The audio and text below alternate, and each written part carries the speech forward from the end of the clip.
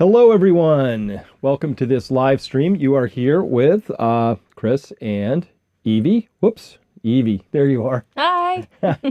And here's all of us at once. So, welcome to this live stream. We have a lot of things we want to talk about today, and two big things. We're going to be talking about the drug shortages, and I think Evie is going to be sharing as much as you feel comfortable sharing about your About my process, story, sure. your story, what you've Sure. gone through, It's and all of time. this. Is it? I think so. You sure? Sure. Okay. All right. And as well, we're going to be potentially, when we get time, we'll talk about, well, the John Durham report. So this is a really big deal. If we have time, we'll get to it. But this is one of the most egregious lapses, abuses of power that have happened in my entire lifetime. And I grew up during Watergate. So that happened while I was alive. So it's pretty bad. It's pretty bad. So how would you like to start here today, Evie? How would I like to start? Yeah. I mean, we can go through whatever you'd like to about this, and then I can talk about it, or I can share my story first. Well, let's Want to give a little background? do a little background. That seems like a good plan. Okay. So first up, this is just very current data. This is in Bloomberg. It was just in yesterday's newspaper, and that there is currently a shortage of more than 300 drugs in the United States right now. So every one of those represents a pain in somebody's butt, right? So we've heard about all the ones for ADHD, right? Mm-hmm. There's like Ritalin shortages, but there's also cancer drug shortages. There's also opiate shortages for people who are in pain med, things like that. So it's actually there's a lot. And notice here too, let me get my little quick drawing tool out here. I'll get the pen. No, highlighter. I like my highlighter. Yeah. So if we see here, this is more than 300 right here. Like even in the height of the COVID supply shortages, which we had a lot of there, right? Because, ships weren't coming and planes weren't flying. Right. Yep. And, precursors weren't being delivered. This is as bad as it's been in quite a while, since 2014. So it's been about a decade. And we had shortages then too. But these are for all sorts of reasons. A lot of Yikes. shortages. I can feel my blood pressure go up looking at that Why chart. is that? Well, shall I just dive right into it? You got more. Just a little more. All right. So that's just sort of at a high level. There's some shortages. This is from May 18th. Drug shortages, they're causing issues right now. They say in some instances, access to the active ingredient for the drug may be in short supply. So there's a raw material issue. There may be manufacturing delays. And down at the bottom, they said, the worst nightmare would be to have a patient show up, not have drugs available, which is yet to happen at university hospitals, but has happened in other places, right? And I know you've had personal experience with that, right? It just happens now. And if worse came to worse, the doctors and pharmacists would have to decide who would get treatment and who would not. So triage racing, they haven't gotten there yet, but you can sort of see it coming. Yeah. Right. And then I did just want to set it up and talk about two particular classes of them, because we've talked about this quite a bit, which is that should there be some sort of a commotion in the world, something that interrupts supply chains, something that would cause ships and planes not to fly, because as you know, we have this global just-in-time manufacturing supply system.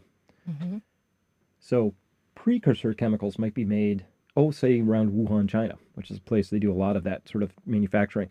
And then those precursor chemicals, the APIs, would go over maybe to India and get manufactured into actual tablets and then shipped here. So anything that disrupts that whole larger flow, say war, disease, pandemics, could disrupt the whole thing. And then the question is, well, we would just start manufacturing them here, but it's not that easy. And trying to get something done in the United States regulatorily is impossible. The government, it's terrible. It's terrible. Could we move fast if we had to? No, absolutely not. There are rules to be followed and things like that. So there's two types I want to talk about in particular here. One is these are the benzodiazepines. Okay, a lot of people are on these. You're welcome. You thank you. I gave you so much more data than you ever wanted about these drugs. It's true. So it's true. We'll talk about it. We'll talk about it in a minute. This is the basic benzodiazepine core ring structure. Here, you'll see it repeated as a motif across all of these. And then there's little side groups, and those side groups make them different things, right? And so Xanax is actually called alprazolam. Alprazolam. I'll help you with those. Alprazolam. God, I'm mumbled mouth today. Chlorodiazepoxide here. You got your plain old diazepam here, which is Valium. That's what everybody knows about. Mommy's little helper, right? Ativan here, lorazepam, and etc. Klonopin and all those. So, but the thing is that even though they look similar, they have very, very different half-lives. Some are much more potent. Some of these are 10, 20, 40 times more potent than other ones. They last longer. But these basically mess up they come into your nervous system and they bind with your GABA receptors, which are all over your body, right? In your brain, in your gut. Brain, gut, everywhere. And so the GABA, when the GABA channel is activated, it's like it pushes on the brake pedal in your body system, right? So it pushes the brake. And then the glutamate is the other type of channel receptor, and that's the gas pedal. So your body has a very tightly regulated thing between pressing gas pedal, pressing brakes. So it has to do both those things, right? And that's very normal. So what happens when over the long term, though, on a chronic basis, you take your gas pedal, sort of detune it, and you just start pressing on the brake over and over. That's what a benzo does. It just presses the brake, presses the brake, presses the brake, right? Well, over time, your body says, hey, dude, I got to get up and go too. So it begins manufacturing more gas pedals, right? And then your whole body gets out of regulation because nerve cells are these big, long things. Like if my cell body, if my body was a neuronal cell body, and I'm in the spinal cord, but I'm actually receiving sensory input from, say, the big toe, that is so far in cell terms. That would be as if I had a tendril that reached out all the way to California. Right? All the way out there. And so guess what? If I have to do something way out there in California, like put more gas pedals out there, because I have too many brake pedals going on, I have to package this little thing up. I got to put it on a really slow boxcar, gets out there, and then later when I find out, because somebody says, oh, I want to get off of these the brakes, right? I want to get off of these benzos. You can't just stop them. It's one of the worst drugs out there because, well, you know more than this. What happens? Of course you can just stop them. You stop them, first you do a quarter, of your dose, and then you do another quarter, and then you just keep going. It takes you, 4 weeks? It's easy. All right, she's being sarcastic. I am. Oh my God, this is... This is what Jordan Peterson had to try almost... Okay, what's the story? Okay. All my stuff's falling off. I'm just knocking things around here. This gets me very excited. Now, honestly, this is my personal story that I haven't talked very much, if at all, about here in the public sphere, but I'm going on a couple of years now, I think, of coming off of a drug in that family that I was given many, many years ago for some extreme anxiety, and who knows if that's what it was, if it was thyroid or something else. I guess we'll never know. My stepfather had passed away. I'd gone through some rough times, and I'd been given this sort of as a last resort. I tried other things, but I also didn't have a lot of resources back then and extra money to go and try all sorts of things. And, I was a single mom by myself, trying to do a lot of things on my own. And so I started taking this drug, not really understanding how much it affects your whole body system, how quickly your body actually becomes really acclimated to it, and you can't stop it abruptly. And so I wasn't told anything at that initial visit about, how long it would take before my body couldn't stop it. I wasn't told about any of the other sort of long-term effects of taking it. I was just sort of handed this thing, and I was so desperate for relief and help that I just sort of took it. And I was grateful to finally be able to sleep or something like that, Mm-hmm. not have these awful panic attacks. And so, because I'd lost a lot of weight and I was really not doing well. But if I could go back and talk to that former self now, I've paid for that. It's just like a credit card, you know? Whatever we put on our emotional credit card, at some point in life, I do believe we have to pay that back. Mm-hmm. What I put on an emotional credit card to be able to have relief then, I'm paying for in spades now. Yeah. So for the past 2 years, Chris has been helping me. We've been titrating me very carefully off of it. It has been a nightmare, to say the least. And that's just my opinion from having been first person in that nightmare. But I know it's been hard for you too, as a caretaker in some sense sometimes. And it scrambles your brain. It messes with your temperature regulation. I can't remember things. I can't say things. Words won't come out right. Thoughts are unable to be processed. My memory is terrible. Short-term memory is awful. Long-term memory is not much better. I mean, just very basic things that you kind of take for granted. Well, and this is something that it wasn't at all uncommon. You showed up with some anxiety. Mm-hmm. Some caregiver, and I'm using this word fairly loosely, Mm-hmm. said, here, take some pills, right?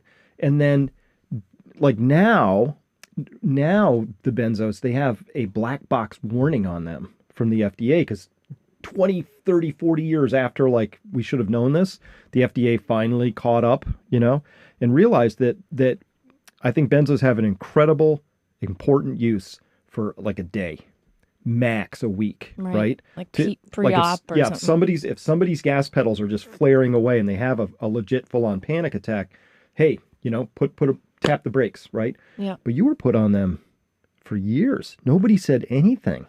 12. Did you ever have a doctor, like, informed consent on the front end, tell you, you know, what you were up for, or B, later on, start to talk to you about weaning off of them? Or, I mean, at any point? No, I mean, no. That's what was really shocking about it. And then it was around the time of the pandemic, we were talking about sort of shifting things around for some other sets of reasons. And I thought every time I managed to not take it, it was a victory. But when in actuality, every time I didn't take a dose, I was giving my body like just such total stress, right? Up and down and all around. It was awful. Yeah. So, no, sadly what ended up happening was that we've had to really talk with the care provider I'm working with and, you know, share as much as we know from our research about it, because he certainly did not understand at the outset you couldn't just walk down off of this in a month. You know, he's like, a few weeks, you should be good. And then when it took me much longer, he's like, what's wrong with you? And then it started to get like pretty intense for me, where I didn't feel heard. I felt gaslit, probably very similar to a lot of what people have gone through around the most recent medical treatments, right? Well, I think it was a big education for everybody. Myself, I had to learn a lot. I was like, I didn't even know. I had no idea, you know, until I dove into it. And then you showed me the website, the Benzo Buddies, right? Which is like hundreds of thousands of like forum posts of people. Oh, millions. Yeah. And it's a whole bell curve of things, right? Some people get off them relatively easy, all things considered. Other people, years. It's a years long process that even long after they've completely stopped, they have the echoes, and it brutal, right? So it was a whole long education process for your doctor, for us, for all of that. I'm way more sensitive to it now. And of course, this fits in with all the COVID stuff that's been happening, because boy, could I lose more faith in our big major institutions. I don't know how, but this was a real eye opener to discover that the system wasn't even all that interested in these stories. So the absolute best, this is what I found, because I went to all these different sites, right? If you go to Google, which is just like a complete crap show of like advertisements and whatever. Oh, you know what they give you? Advertisements for going to like a detox facility, which I had been given it as a prescription, and I'd only ever taken it that way, as prescribed, right? As prescribed. So sure, but they gaslight you that way too when you're trying to find out what's going on with these meds or what are their side effects when you start to come off. You're searching just for data, and all you get are all these like shoveled into this specific group of people. Like, oh, you're an addict. That's what's wrong with you. Or you have a dependency, right? Right. A physical dependency. So benzos create a very rapid physical Oh, they dependency. I'm do. seeing over here, I'm Are you looking at all the monitoring the comments chat? right now, and I see a lot of people weighing in saying, been there, done that, or going through it right now. I mean, it's a big deal. So That's right. Only two things in this world can kill you if you quit cold turkey, Clear Mind says. Alcohol and benzos. It's not worth it. Talk through your problems. yeah, Yeah. and Dead Man Walking saying I had brain zaps coming off of SSRIs, antidepressants for over 6 months. Yes. Yeah, and Jordan Peterson, Aaron Steck says, was on benzos, Mm-hmm. became very sick. Not just very sick. He almost died. He Mm-hmm. had to be put into a medically induced coma. I think he went to Russia. Yeah. 9 days in a medically induced coma because he had this akathisia, which is a inability to control body motion. He hadn't slept for 3 weeks, which is that's where lethality kicks in. If you keep somebody awake for 3 weeks, that's where they tend to start dying, right? So he was at the edge of things and had to go. It was very serious. Now, he had been put on, same thing, like had a temporary thing. Somebody put him on. Doctor never took him off, didn't warn him, right? How did doctors not know about this or care enough? Same way they didn't read the package insert on Well, you know what. That's why you've got to do your own research. Because once you do, you find out very quickly you will know more than the average doctor about most things. And that pisses them off, ego and all that other stuff. It makes it worse. Yeah. It's very hard to go in there and advocate for yourself, especially if you're not feeling well because you're going through this already. Yeah. Thankfully, I have Dr. Martinson helping me, which was huge. And the times that I had to go by myself, I was terrified. But I feel for everybody out there that's already dealing with this. And I started preemptively getting off of this stuff, because I don't feel like I really need to be on that anymore. My life is in a stable, happy place. And for me, it was just sort of the last vestiges of an older era where I didn't need that kind of support anymore. However, I mean, it was very challenging to sort of start that process and see how long it would actually take. So if it is something that anybody that's on here, this is not medical advice, but if it is something that anyone listening is considering, definitely, think about what it is, do some research, find out if it's something that takes a long while, and give yourself that space. Absolutely. There- If yeah. you're on any of these things, the strongest advice I would have is get off them as fast as you know how. Well, careful. That It's like a brain injury, like a traumatic brain injury, wasn't it? What happened to me? Yeah, oh yeah, no, it creates this excitotoxicity because again, the brake and the gas pedal have to be very finely regulated. If you just pull one away, you can overexcite. That's excitotoxicity. It's Right. the neurons just fire too much. So you have auditory hallucinations, sensations that aren't true or real or over amplified, noises that are too loud, colors are too bright. All stimulus becomes an overwhelm because again, you have all these gas pedals just Yeah. amplifying everything. Right. But if you do that too much, nerve cells are very delicate. The neuronal research was my research back in the day, right, for my Right. PhD. If you overexcite them, excitotoxicity is a big deal. That's how a lot of poisons work. And so in this case, it's the removal of something that creates that excitotoxic condition that's it. It's the brain zaps, the akathisia, the restlessness, the inability to tune things down. So you can't. I didn't say just stop them, but because when I say get off, I'm saying that this is going to be upwards of for some people it's going to take 2 years. Very careful titrating, very careful. So we had to go into a whole very complicated titration process where it's not just like cut a pill in half, cut a pill in half. This is taking it down by a measured percentage very carefully, and then once symptoms start arising, holding steady for weeks or months depending, and then carrying on. It's a whole thing, but there are formulas out there that Sure. people have. And you're not going to feel good during it. You're going to get to like how bad can you be that you can tolerate, and that's basically where we were hovering at the whole time. Yep. I had horrible tinnitus. I just Liquid Electrum says my brain took years to rewire. Right. I feel so bad hearing Yeah. about this. It's so hard. The worst part too is that when you go in there and say, oh my gosh, I'm having a problem with this, they either tell you not to do it or they put you back to a higher dose. Because a lot of times, if you start to go off of one of these drugs in the benzodiazepine family too, your body doesn't like to wobble around with doses. So if you start to go down and then you go back up and never, you never go up. reinstate, it's so bad for your system. You can't go up again. It gets like exponentially harder the next time you want to come off of it.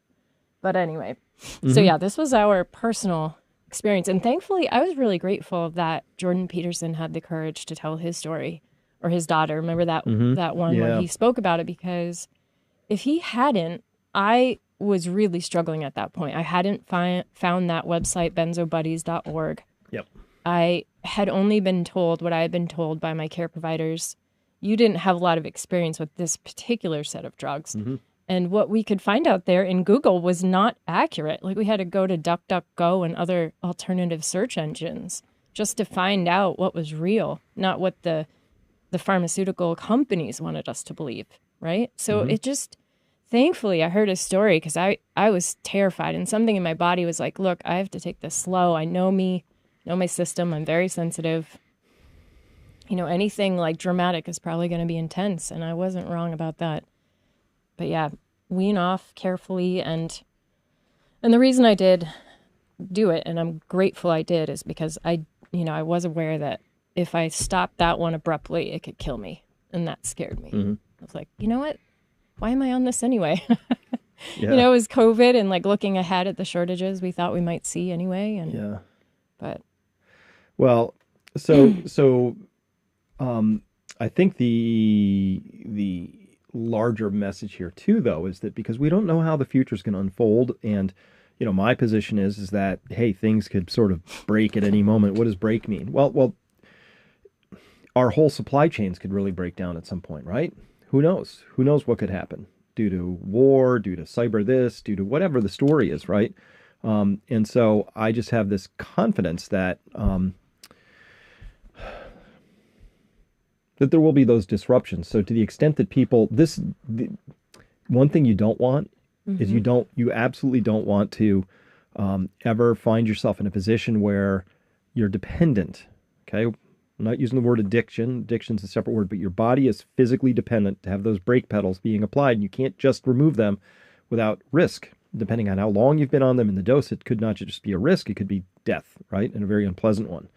So that's part one of the story. Part two is, though, that our wonderful, caring, beautiful healthcare system here in the United States has decided to really clamp down on what they call controlled substances. So it's almost impossible for people to build up a buffer, right? Oh, no. Right. An extra supply to get yourself off. Yeah, couldn't allow people to have a buffer system in that, right? So at any rate, what do you do under that scenario? Well, by the way, it also lots of heartwarming stories of people who feel like they got their lives back finally, because even though you manage and you maintain with these things in your system, it's not you. It's still a regulated system. So best always to just be who you're meant to be here to be. That's right. With whatever your wiring is. And P.S., I just have to say before you move on to something else, the majority of the world is medicating themselves with alcohol every day. So it's not like there are these crazy people that are on benzos and antidepressants and everyone else is fine. Like, no, because alcohol, in my opinion, is just as bad. I think it's in the same family, right? It'll give you the same similar-ish like symptoms when you try to come off of it, right? Like, it can kill you, just like Sure, it's a depressant. We have here, Willow says, I'm in week 3 of quitting smoking, alcohol, sugar, weed. After 37 years of abuse, I'm only edgy. That's it. Pills are different. The rest is in your head. Get control and stop being convinced it's hard. So congrats on that, Willow. Keep going. That is awesome. And thanks again, Liquid Electrum. Yeah, he says, thank you for this live stream. It's sucky, an important topic, and warning, bless you guys. Well, yeah, it's a really important topic and one that I think we need to go down. Let me go here real quick, because there's one more piece to this, which is about SSRIs. so-called antidepressants, right? So we know that they've got these warnings now. Now finally again, they come with a black box warning. Finally, that's the strictest warning the FDA can put out. It's kind of like, use these things carefully and sparingly, right? So they say here, while antidepressants are designed to decrease the symptoms of depression, they occasionally have the opposite effect and can increase suicidal thoughts and actions, especially in children and adolescents. Okay, and that warning, they updated it in 2007. This is after years and years and years of prescribing these things, right? So again, whatever the VAERS system was not picking up the signal for a long time. It took real advocacy by parents, distraught parents, of kids who'd committed suicide to really move the ball. And they did it grudgingly and slowly and only after like astonishingly overwhelming evidence, of course, right? Yeah. They say here clinical studies found no significant increase of suicidality among adults older than 24, but they did under 24, right? So, And as well, all patients who take SSRIs in purple in the bottom may experience side effects. Can I use that term? Side effects, such as violent behavior, mania, or aggression, which can all lead to suicide. But whoa, back up. What's going on with that violent behavior and the aggression? And then when we think about all those terrifying school shootings that have happened, right? Lots of rumors. I haven't seen the actual case reports, but I've seen people claim that practically all of these people who committed these acts of extreme violence, right, were on these things. Yeah, I heard that right? too. Yeah. So that's a side effect, they call it, right? But if that side effect happens, there's lots of really horrifying stories from parents who said, this is my son, my daughter, but typically my son, never had any problems whatsoever. Went on one of these SSRIs and, had trouble adjusting to it. And 3 weeks later, has no memory of this, but, found himself at school with a gun thinking, wanting to do violent things, until finally broke out of whatever that reverie was. Literally not in control. But they say, oh, you know what? These are rare. These are rare side effects. These are rare side effects. So this is an article that said, by our calculations, 37 million Americans are on medications like these things, right? Sertraline, fluoxetine, all that stuff, right? Mm-hmm. And they say here, some people do very well with the antidepressant drugs. Okay. What does that mean? How about some people who don't? Then what happens, right? So, but you know what? It's going to be like with, this is rare, very rare. Well, what's rare? What's rare? 1 in 1,000? Would you say, hey, if we gave this to 1,000 kids and one of them, kind of went off the reservation violently and aggressively, was that acceptable? What if it was 1 in 10,000? Is it 1 in 100,000? Well, me, I ran the numbers. So if there's 37 million people, it means that if it's a 1 in 1,000 event, 37,000 individual traumatic cases of something bad go on in somebody's life, either suicide or violence. Right? Yikes. Is that acceptable? If it is, do we get to talk about it? But we're not even talking about this stuff. Well, we are. But I mean, as a nation, it's just like, oh yeah, you just go and you get on these things, everybody's on them. And then we don't talk about what happens or what to even watch out for. That ought to come with it. Your doctor ought to sit you down and say, you know what, most of the time this is okay, but you're going to need to watch out for these symptoms. And if these happen, bring your son or daughter back instantly. Right? Right. We'll wean them off of these things right away. Or somebody, how often do people actually go in there with their family or loved ones? I mean, I was so glad you were here to help me, and I'm not done with this whole traumatic event, by the way. I've got a tiny bit left to go, and it's the end, and that's sometimes challenging, and I'm scared. Sometimes the hardest part. To be honest, I'm scared. A lot of people say that the end is, anyway, maybe not. But we don't know. But I couldn't have looked out for myself very easily from an objective stance. You, thankfully, were able to be like, no, I can tell. There are days that she can't even get out of bed. Mm-hmm. She's really sick. This isn't her. Do you know what I mean? Mm-hmm. You've been able to witness that and help sort of look out for those symptoms. I just feel for all those people that don't have somebody like that in their life, or, like you said, just don't know that it's even a consequence. Well, I can't even imagine what this is like for I mean, you're on these things. It's never a good time to get off. You've had lots of support, but can you imagine being a single mom, 3 kids, right? There's no right time to begin that taper process and to basically potentially get taken out of the game for weeks or months on end, depending on how it goes, sometimes a year, right? That we do this to ourselves, that we put people on these things and then have no support for them afterwards. We gaslight them.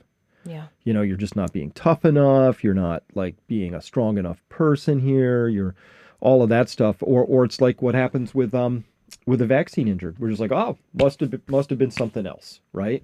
Maddie DeGarry within 24 hours, like collapsing, and the doctors even weeks and months later trying to convince them that she had a functional disorder, meaning it was all in her head, right? Yeah. Her bowels shut down and had to be resected. That's a hell of a panic attack, right? Yeah. So at any rate, that's it's pretty gross, but that's just how it is.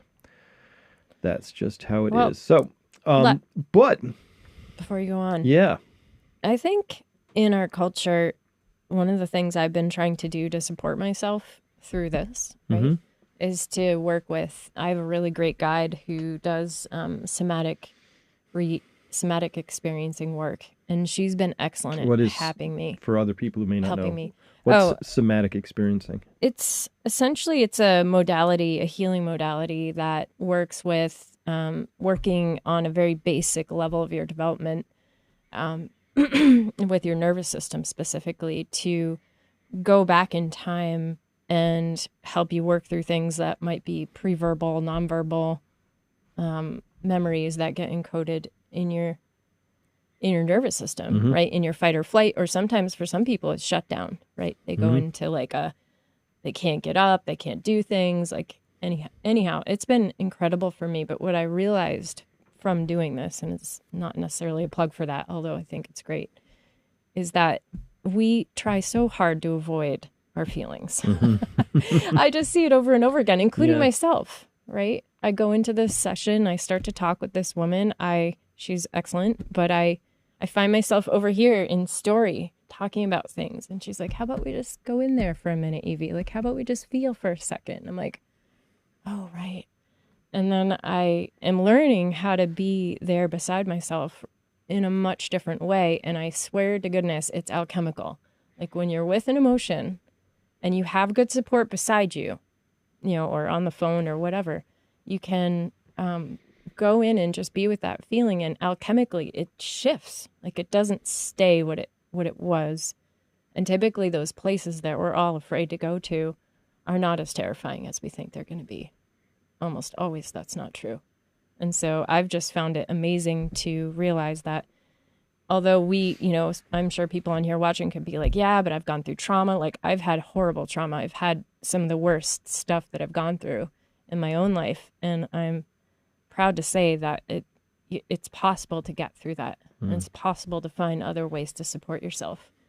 And I know there are probably tons of people in the chat too who have been successful at overcoming some of these things. Yeah, and we're raising a lot of this now too, because I live by the anecdotes. I've got all this macro view and I can show you lots of data, but I live for the anecdotes, and I'm collecting these from every quarter. These are for people I work with here at Peak Prosperity, from our friends, from, just reading through on chat boards. The tensions are really high right now, and people are feeling a lot of stress, and often they don't exactly know where the stress is sourced from. So that's the rats in a cage. We're being shocked. We're all being shocked, but we don't quite know where the shocks are coming from, which is wildly stressful. So how do we deal with the stresses? This isn't about, hey, let's all become completely clear and clean and vice free and all of that other stuff. It's to understand how you fundamentally can gain control of your life back again, so that you're in your most resilient possible position. And sometimes we all just need to check out a little bit, and that's fine. That's okay. We're not talking about that. This isn't a discussion of vices. This is a discussion of people who are dependent now on classes of drugs that might vanish rather traumatically. So there's that risk. But B, they're not meant to be chronic. You are not designed as a creature, as an organism, to need some sort of chemical constant input. 37 million Americans need to be on daily chemical modification. Dude, something's wrong with your society then. Fix that, right? But this whole idea that humans couldn't, like somehow we just weren't happy until pharma companies came along with their little happy pills, and now that fixed everything. I know they work for some people, but at the same time, they treat the symptom, not the cause, right? Invariably. And no, millions and tens of millions of us are not chemically imbalanced because we just suck at life that bad, or we're wired up wrong. That's not it, right? Just not it. So there, I'm off my little soapbox here for a second. I heard that it wasn't even an anomaly like that, that there is no such thing as a chemical imbalance that leads to depression. That's just BS. It is. It is. In fact, there's some cultures that don't even have a word for depression, right? Some of the, more Aboriginal just don't have time for that, right? So, but let's for the moment, let's imagine that this data, okay, so we're putting 37 million people on these antidepressants, and the theory behind it is it's going to make people happier, right? And so we ought to see it in the data. Now, remember, we did this for vitamin D and sunscreens. I did this for my subscribers, right? Remember, Evie? So we're like, oh, people have been using sunscreens for decades now, so therefore the incidence of melanoma should be going down. Nope. Charts just like trucking up, right? And so at some point you got to go, that's a bad theory. It did not work out. So what's the macro data for this? Well, the macro data for this is probably this. That doesn't look so good. Not at all. Something happened there right around the year 2000. There's this giant inflection upwards, mostly for males, but also for females. In total, that black line on top shows that there was just this big old, this is from Wikipedia, so, take it for what it's worth. But yeah, that, like, it should be in the data, right? We should be, wow, we're given tens of millions of these things. People ought to not be doing that quite as much. That line should go the other way. Right. So when do we sit down as a culture and go, that was a bad idea. Guess it's not working out quite like we thought. Good question. To me, that's why that's why we go to the data. Well, it's probably not going to come from the top down, right? Like, it's not going to be something where the powers that be or our quote leaders aren't going to decide suddenly that they give a crap about us and that they want to make sure everyone's okay, or that treatment worked out well, right? We're going to have to self-advocate here. Like, nobody's going to do it, except we can do it for each other in our smaller communities, right? Yep. And that's part of what we do at Peak Prosperity too, is we have discussions like this. Yeah. All right, we're going to be moving on to this part 2, which is about the Durham report. But quickly, some things here. Browse de Web said, I have a family member who takes Xanax for anxiety, but we found out that hyperthyroidism was the root cause. You mentioned that, right? I know. I don't know that for Don't know that to be, but I mean, yes, it's a thing. Sometimes that's the reason there. I heard 50% of people that have anxiety are misdiagnosed. They actually potentially have thyroid issues. So yeah, worth checking out all of the pieces there. I'm gonna go to a functional medicine person too, I think. Get some more data. Sure. Good idea. Yeah. All right, so we are now going to switch to topics entirely, but thanks very much for being here for this part of this one. And by the way, we'll read the comments. We will. And by the way, these are the kinds of things we talk about at Peak Prosperity all the time. We've got a fantastic tribe of people over there, just like these comments here. So if you find yourself wanting to hang out with people who, well, we just use common sense and say things like, shouldn't that chart be going the other direction, right? Basic stuff. So we have basic conversations that honestly we need more and more of them these days, because half the world is completely insane at this stage, and that's fine. They can continue to be nuts if they want, but I prefer to be around non-nuts folks. So come on by Peak Prosperity if you want to hang out with Evie, myself, and all the great people there. So let's turn now to the Durham report. You haven't really been following this, have you, Evie? Not as much as you, perhaps. I don't think. All right. Well, I mean, I can't. Yeah, I missed it a few days ago. I've read as much. This is the Office of Special Counsel. This just came out on the Department of Justice website very recently. This is a special report by John Durham, and it's a report on matters related to intelligence activities and investigations arising out of the 2016 presidential campaigns. This thing is a horror show that speaks to the fact that we had full treason on display, that the deep state and the media were absolutely a very real thing, and this is horrifying to me. This is the most profound revelation of official malfeasance since the Church Commission back, explaining what the CIA was up to. And unfortunately, I don't think they went far enough in dismantling things, but this is astonishing. This is all right. I know this is kind of a very right wing, considered a right wing cat turd over there, cat turd 2 on Twitter, but I agree with this sentiment 100%. You can see with that red, because that's red, I liked this, gave that a click. Over on Twitter, it says the Durham report proved the FBI, Hillary Clinton, Joe Biden, and Barack Obama framed President Trump to win an election and destroy his first term after he won. If this isn't treason, nothing is. I'll go further. It also showed the degree to which the mainstream media was 100% in on this whole thing and not only failed to do its job, but gave themselves awards for doing their job so poorly, called the Pulitzer. But we'll look at that in just a second. But treason, people use this treason thing all the time, Evie. Mm-hmm. Like, they just bandied about. So let's go there. I like my definitions. Treason, noun, the crime of betraying one's country, especially by attempting to kill the sovereign or overthrow the government. Let's find out. Sounds applicable. If this actually applies in this particular case. And it does apply. Okay?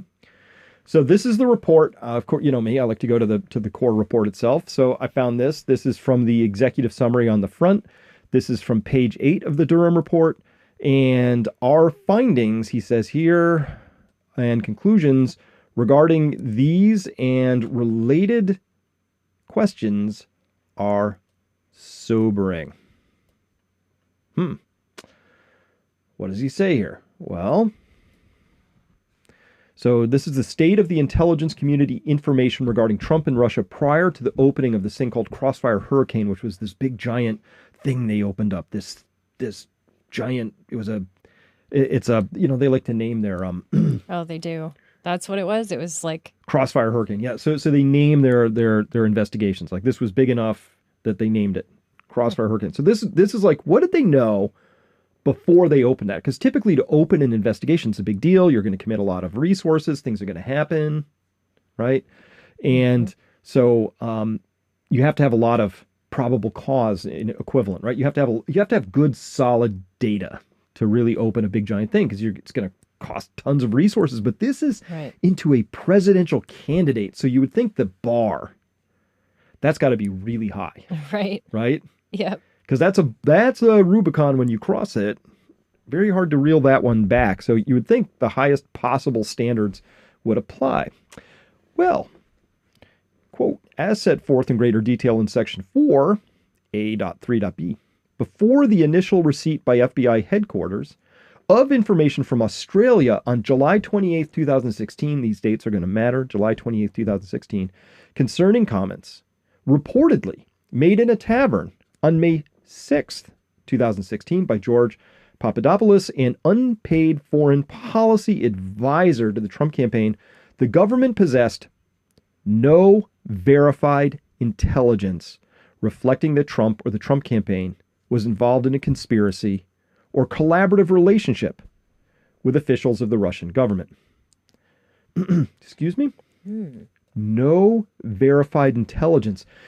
So this is actually comments reportedly made in a tavern. So we're in a bar, and somebody who's not even a paid advisor, he's just a dude that Trump knows, allegedly says some stuff.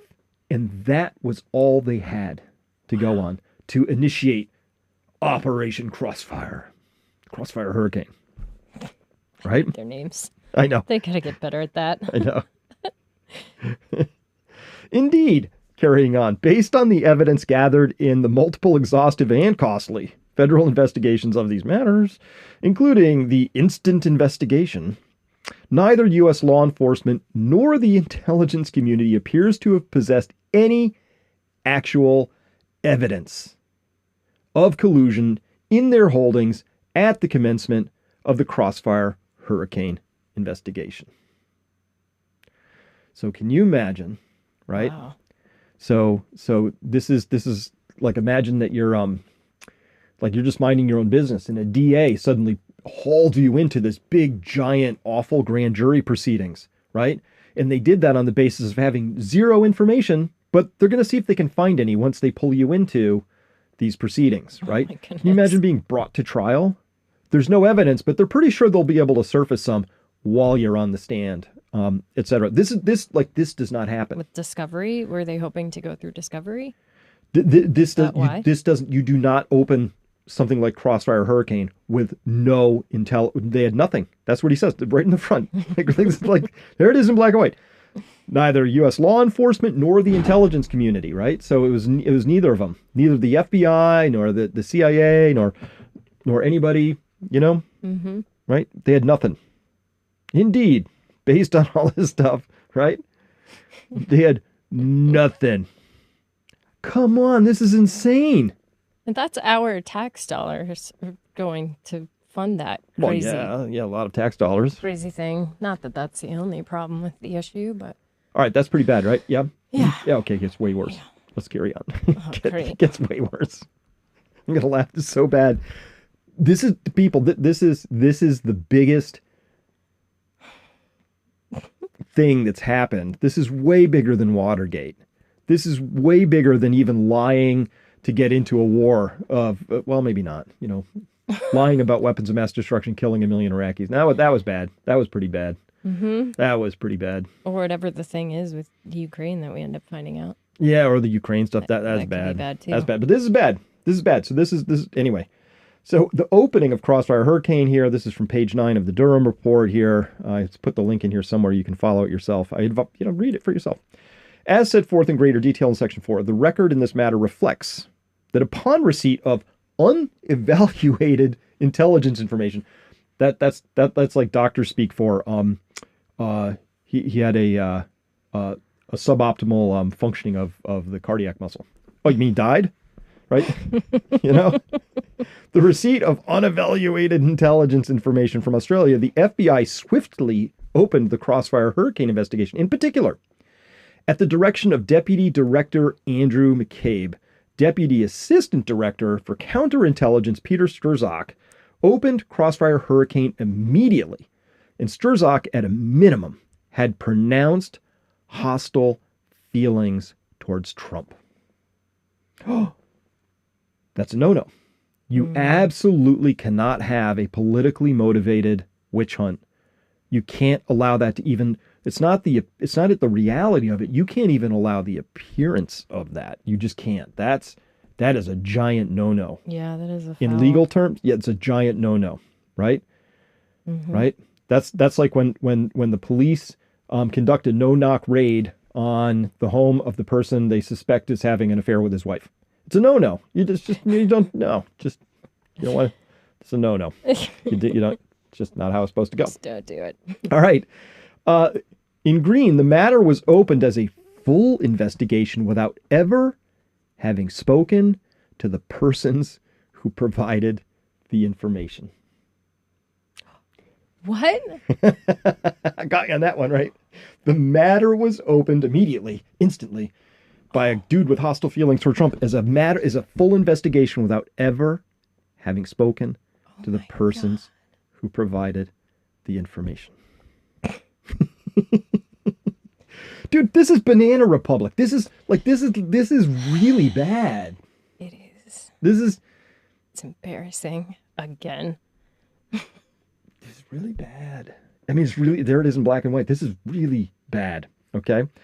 Carrying on further, the FBI did so without, one, any significant review of its own intelligence databases. Well, why would we look into our own? We're good. Let's just open. We're up on current events. Why would we look into our own databases? 2, without collection and examination of any relevant intelligence information from other U.S. intelligence entities. 3, without any interviews of witnesses essential to understand the raw information it had received. Or 4, without using any of the standard analytical tools typically employed by the FBI and non-insane human beings for evaluating raw intelligence. that part in green, it's just like, oh my God, this is so bad. Like, how do you even? And the FBI's response to this right now, Evie, is they're like, well, we might have made a couple mistakes, but we've reviewed policies and we've adjusted them. Like, we're good, right?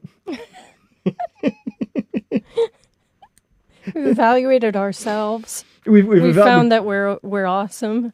Oh, it's bad. Oh, it's bad. So this just came out, this report? Yeah. Okay. Yeah, just this week. In red, underlined there, had it done so, any of those four things, again, as set out, the FBI would have learned that their own experienced Russia analysts had no information about Trump being involved with Russian leadership officials, nor were others in sensitive positions at the CIA, the NSA, Department of State, aware of such evidence concerning the subject. So they had no data, they had nothing to go on. They didn't call anybody. They didn't look into their own databases. They didn't ask any questions. They didn't even talk to the people who allegedly this information came from. Opened it right up. Right? Okay. Carrying on. In addition, FBI records prepared by Strzok in February and March 2017 show that at the time of the opening of Crossfire Hurricane, the FBI had no information in its holdings indicating that at any time during the campaign, anyone in the Trump campaign had been in contact with any Russian intelligence officials. Hey, those are important words there. You think? None, no, Nope. any. None, no, any, yeah. Like you got to be pretty certain about your facts in order to say something like that. I know. And this is just the opening. This is just the opening of it, right? It gets way worse, okay? It gets worse and worse and worse, right? So again, up there in yellow, though, it says Strzok at a minimum had pronounced hostile feelings towards Trump. At the time, he's Deputy Assistant Director for Counterintelligence, this guy, Peter Strzok, right? Turns out he's also having an affair with a lady, Lisa Page, who was a Department of Justice lawyer at the time.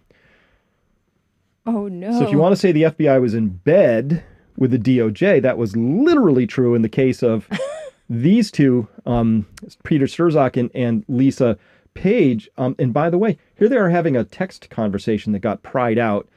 Lisa, in August of 2016, she wrote, "Trump's not ever going to become president, right? Right?" Peter Strzok, no, he won't. We'll stop it. And there he is giving Senate testimony there.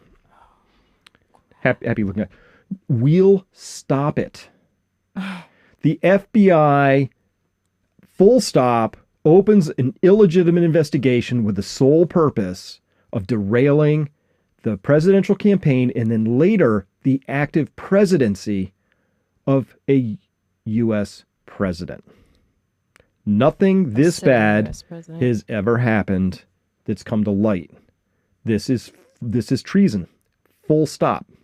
Now, the interesting part about this all is that there's a sizable number of people who want to just forget about it and pretend to move on and like we're good, right? I didn't hear anything in the mainstream media. Well, the mainstream media is going to be really not. They're going to do everything they can to avoid this for as long as possible because they are up to their eyeballs in this.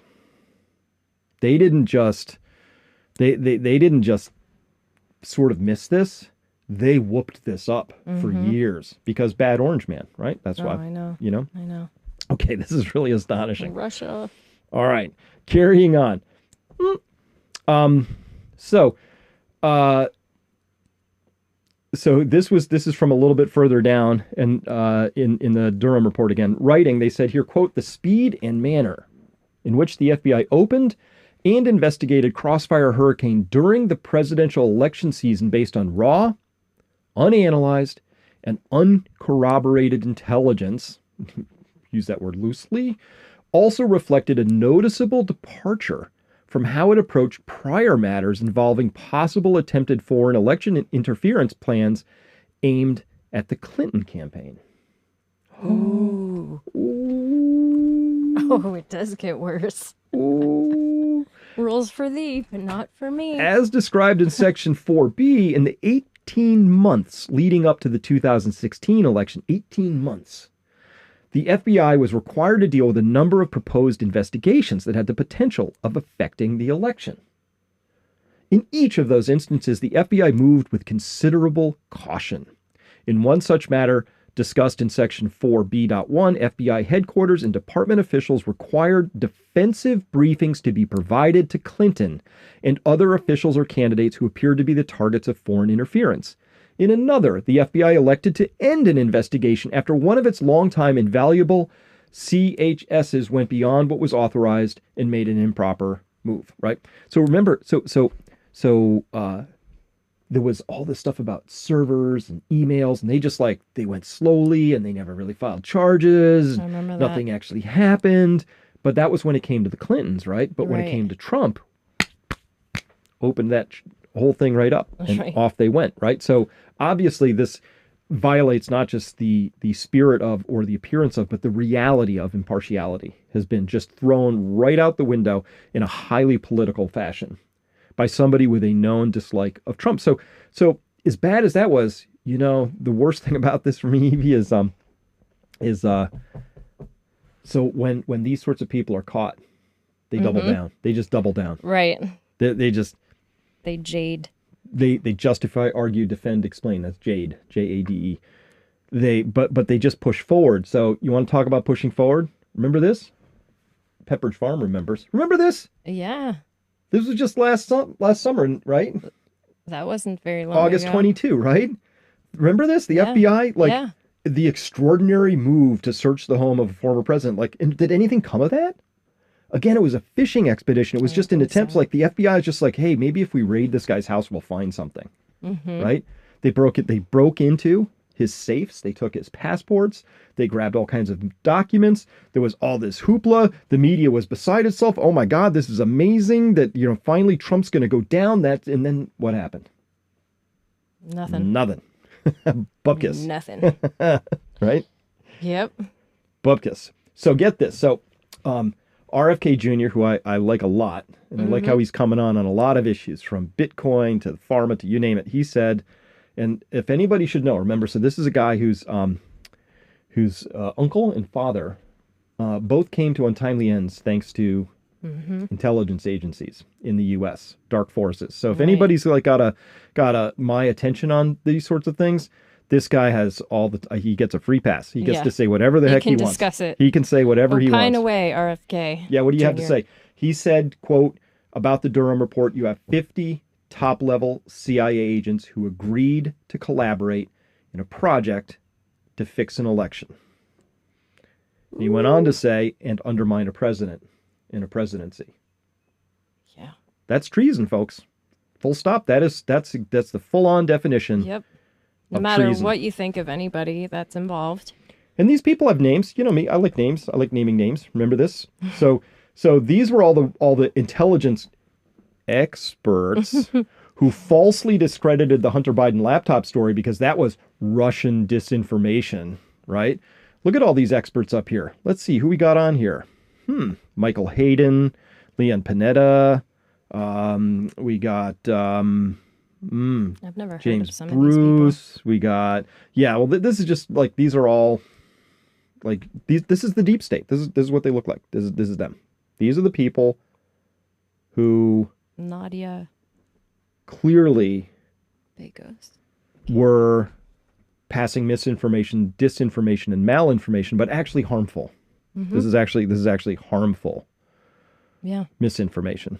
That's what, if you want to understand true, actual harmful misinformation, those are the pictures of some of them right there. That was just about the Hunter Biden thing. So that's not directly connected to Operation Crossfire, but it's peripherally connected over time, right? Of course. All right.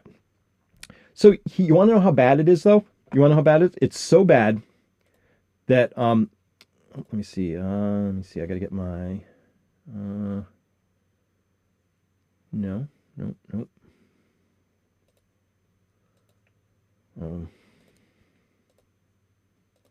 Trying to make it play. Yeah. Hold up. Hang on. I will figure this out. 1 second. I can't make the pen go away. It's just pen? No. Just go away.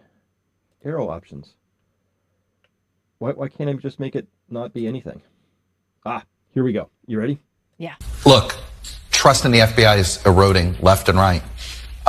Feels like we're in the moment that we need a real church committee, that this is a moment like when the J. Edgar Hoover FBI clearly was no longer helping the American people. There was a moment. This feels like we might be in one of those moments. What? Say that again. Look, trust in the FBI is eroding. This is NBC. This is Meet the Press. Left and right. Feels like we're in the moment that we need a real church committee, that this is a... The church committee. Whoa. That was, bipartisan committee in Congress to investigate the CIA for its malfeasance and hold it to account. By the time even NBC is busy saying, hey, trust in the FBI is eroding. No, it's not eroding, buddy. It is destroyed, It's right? gone. It is Yeah. gone, right? My sense of the FBI at this point, I'm sure there's good agents out there, I guess, but, as an institution, I might as well, it's like, I feel like I'm watching a Sopranos all over again. It's just a mob, right? Yeah. Yep. So this is really serious. This is, I don't want to just let this slide by. I know the media is going to do what it can to let it slide by, right? So this was in Newsweek, so I feel okay coming out with this. It just came out on the 19th of May. What's today? The 21st, right? So a couple days ago. Ben Weingarten, editor-at-large of Real Clear Investigations, wrote here in an opinion piece in Newsweek, said, quote, our ruling class will use any means necessary, no matter how lawless, vicious, or brazen, to preserve its power and privilege, and it will seemingly never pay a price for its corruption and criminality. So, do you agree with that? If you're watching this, just let us know. Like, put it down in the chat window there, or put it in the comments. Do you agree with that? Do you think they'll never pay a price for this corruption and criminality? Poll time. What do you think? Carrying on, and it will seemingly never... That is the ultimate lesson conveyed in more than 300 pages of gory details in the republic eroding scandal that is Russiagate, comprising Special Counsel John Durham's final report. Russiagate's aim from the jump was to delegitimize, destabilize, and destroy Donald Trump's presidency, hatched by the Hillary Clinton campaign. This would be her revenge for losing to Trump, an attempt to make his victory a Pyrrhic one. This would be the deep state's way to sabotage and subvert a commander-in-chief who threatened to upend its agenda and that of the entire political establishment. Thoughts? Thoughts. I don't have any thoughts. I'm just taking it in. Do you think they'll ever be held to account? I hope so. I would hope so. At this point, I feel like we're running out of people that could actually help hold their feet to the fire, right? The corruption is so bad. Mm-hmm. It's on every level in every part of government. I mean, where do you go to get rid of that kind of corruption?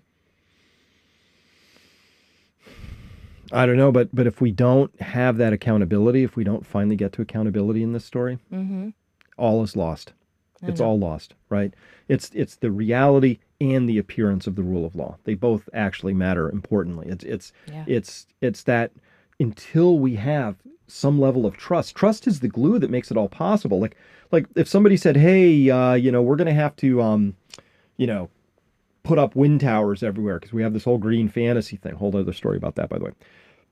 You would have to have people trusting that wasn't just another corrupt sort of reason to steal your land and make all the gains go to somebody's brother-in-law who, gave a campaign contribution. Like without trust, very little is possible. That's what's happening here. Our trust is just being destroyed, eviscerated, almost as if I could say editorially, it just feels, it can't be unintentional. If you flip a coin, eventually it has to come up heads. This is just tail after tail after tail after tail, right? The CDC, the NIH, the NIAID, elections, FBI. I mean, it's just over and over again. It feels, Evie, it feels to me more, it feels intentional all of a sudden. Like this is what it looks like when you're under attack and somebody is destroying your country on purpose. Right. Because if it's not on purpose, these people are remarkably savant-like in their imbecility. Exactly. Well, and don't forget that, Title 42 that expired, right? Yep. Has been causing issues in in this, the border states, and nobody's really, I mean, I don't know if the mainstream media is talking about that, but that's another piece of that sort of taking the country apart, right? Right. Well, Mongo the Pawn says, we have to take your land because of nitrogen, right? Speaking to all the stuff that's going on out there in farming land. That's a whole other story. And then Robert Mills says, hate to tell you this, Chris, nothing will come of any of this. All is lost. I can't disagree with that at all. So my advice, our advice here is plant a garden, get to know your neighbors real well. Don't have all your money in a bank, right? On and on and on, right? That's what we talk about at Peak Prosperity, because as we catalog and chronicle the decay, it's picking up speed. We have a model for that. This is what happens at the end of exponential systems. They speed up. Things go a little fast right towards the end. If you don't know what I'm talking about, be sure to watch the crash course about that, because it's a great model to help us understand where we're at. And that's what I do. I like framing things so that I can make sense of them more quickly, right? Whether that's rats in a cage, understanding demoralization, knowing what's going on with the Federal Reserve, understanding exponential functions. These all tie together and help us make sense of things when they really don't otherwise make sense. But welcome to the end of all kinds of things. We're at the end of, well, the dollar is a reserve currency, fading fast. These things in retrospect happen mighty quick. Right now it feels slow, but trust me, that's dripping away. The end of U.S. hegemony across the world, the unipolar world with the United States as the world's policeman. If you haven't been tracking what's going on in Ukraine, where the vaunted U.S. Patriot system got taken out, these things are all show that we're over the cusp of, we're past the zenith of U.S. power. Well, those vacuums are extraordinarily upsetting, disruptive times as we carry forward. So, at any rate, let's look at this real quick, because I got one more piece here. Yeah, what you got? We'll carry on. So this is still from that same Newsweek op-ed. I didn't put the link down below, but this relates to the prior slide, same one. So I love how he writes here, the parallels between the deep state and its media co-conspirators in foisting Trump-Russia collusion on America are striking. Deep state and its media co-conspirators. We got to look at both these things together, right? Both failed at their missions to expose the truth in defense of our republic, but self-evidently defined success differently. Both wanted to get Trump, with the deep state doing the investigating and corporate media serving as its communications arm. They got millions of Americans to believe the president was working with Russia, cast a pall over the entire presidency, and undermined it. While the deep state has brushed off its corruption as missteps and made reforms largely around edges to address it, the media has continued to downplay its own errors or even double down on its work. Durham's report stands as a direct indictment of the FBI and Justice Department and an indirect indictment of the media. No, not too indirect. It's a direct indictment of the media that carried the agency's water. But as with the former, the latter will not face indictments. No one responsible for printing stories filled with gaping errors in major publications has been disciplined, let alone fired. The deep state and media remain unchastened. The very agencies we can least afford to be hyper-politicized and weaponized remain hopelessly so, and the institution of journalism that might help expose them or hold them to account remains co-opted by them. We, the people, suffer. Well, I had to go there just to see. This is from the Pulitzer.org. Staffs of the New York Times, Washington Post won Pulitzers for deeply sourced, relentlessly reported coverage in the public interest that dramatically furthered the nation's understanding of Russian interference in the 2016 presidential election and its connections to the Trump campaign, the president-elect's transition team, and his eventual administration. And there they all smiling. That's them. There they are. I name names and give you faces. There they are, handing out awards to themselves for doing absolutely hopelessly shoddy, deeply embarrassing, wildly corrupt, absolutely flawed, broken, wrong reporting. There they are. Journalism. There they are. Loser, loser, loser, loser, loser, loser. Liar, liar, pants on fire. I mean, I'm filled with contempt for these people. That's okay. I am filled with contempt for them. I think that's fair. Yeah. So, anywho, that's all I have to say about that. Oh yeah. No, it's true. No, I got more, but It's a gum. no, but seriously, so Evie, this is a big deal. I'm really interested. Like, how does that land on you? Because I know maybe this is some of the first time you've heard some of this, because we haven't been talking about these foibles all that much during our morning rants. Yeah, no, not as much.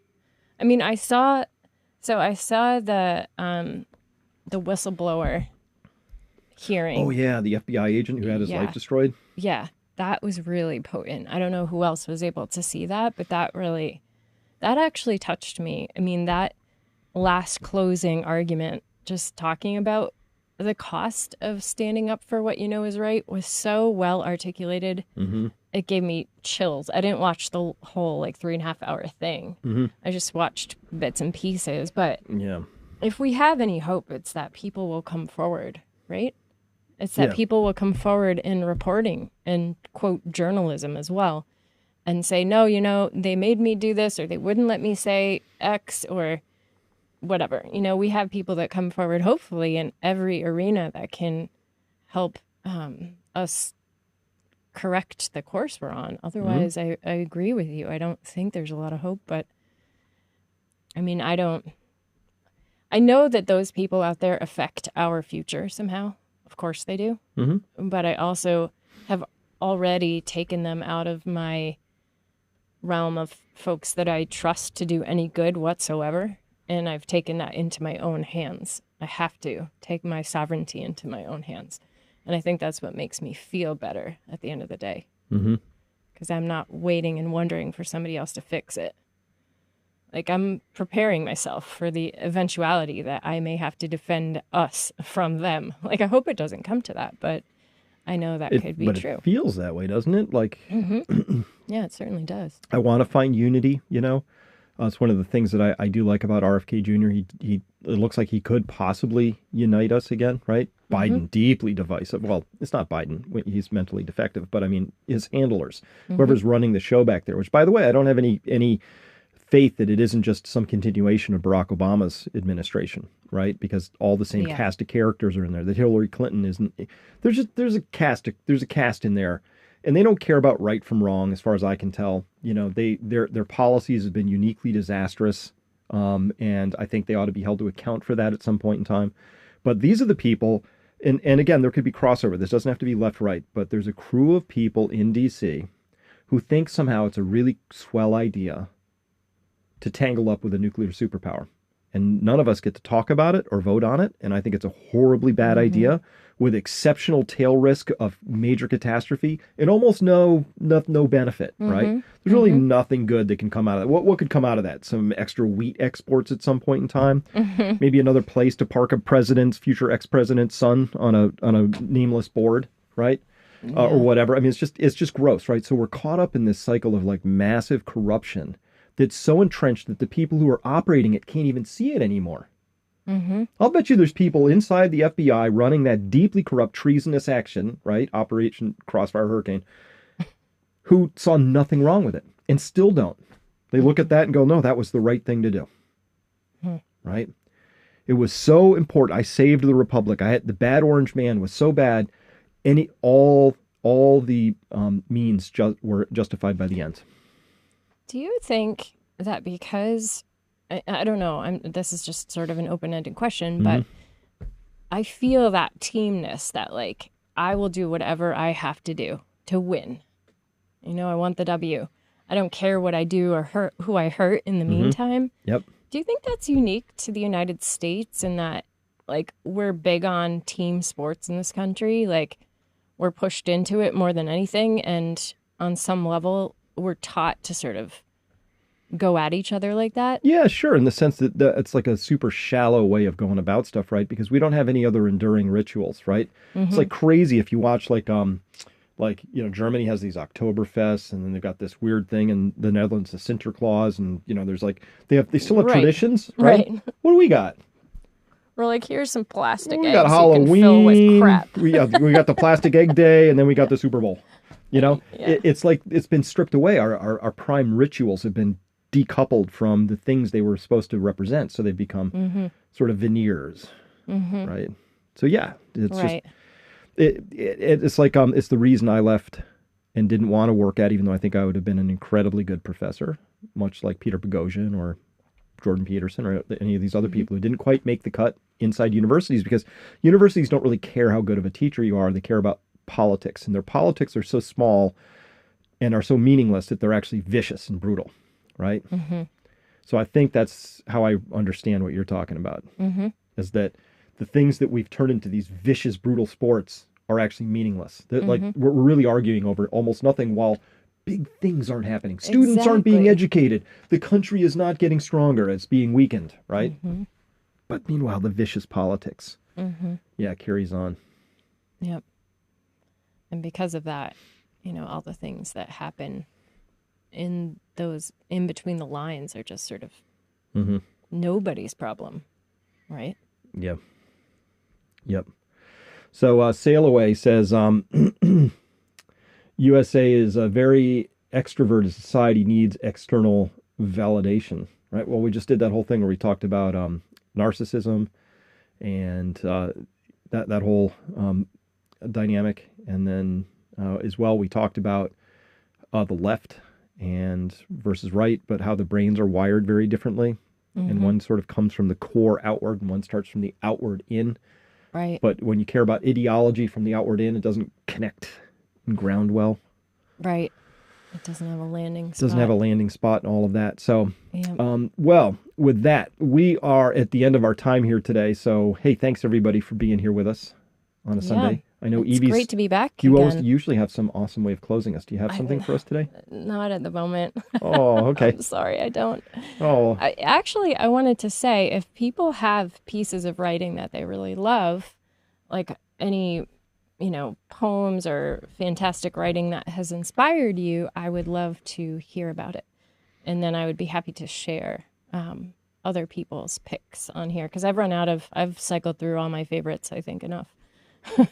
At least at the other webinars that we do back at Peak Prosperity. So, all right, keep talking. I'm going to see if I can find this one thing to close us then. So you could leave it in the chat and or in the conversation down below in the show notes below those, and I will check that out and make note of that. But yeah, it's good to be back. We were away, so we didn't do the last live cast last Sunday. So hope everybody had a happy Mother's Day too. All right. So speaking of thank you. Hallmark holidays. Yeah. So I have a piece from Bo Burnham here. I remember just came across this and I love this. So you want to read this? Sure. It starts with this feeling right there. So this is from a special, I think he was Inside Take or something like that. Anyway, this is an awesome little quote. He speaks, I think, to a lot of people of his generation. He just turned 30 recently. So, what do you got? So start at this feeling? Okay. This feeling, this steady, formless feeling that hangs over everything, this untamable, aimless urgency, this sense that all of this is going to burst at any moment. It just has to. It can't sustain like this. Not with this much speed. Not with this much force. The fear of what will happen when it ends, when it hits the brick wall. And the other fear, the deeper fear, the unspeakable fear of never hitting the wall.